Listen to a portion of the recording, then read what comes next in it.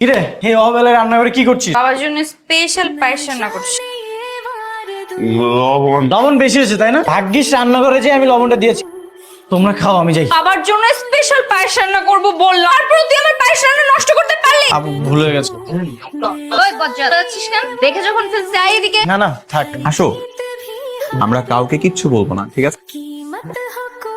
বাবা আমাকে কিছু না জানিয়ে তুই প্রেম করে ফেললি? দেখ ভাই, বাবা আমাকে কিছু জানাবে না। বাবা জানতে পারলে কিন্তু আমাকে মেরে ফেলবে।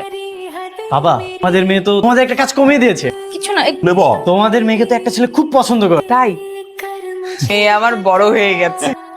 आवारगी बन गए हाँ हंसी बन गए हाँ नमी बन गए রে ভাই তুই কান্না করছিস কেন? আবার দম বক নিয়ে আসতো। আপু তোকে আমি অনেক মিস করবো রে।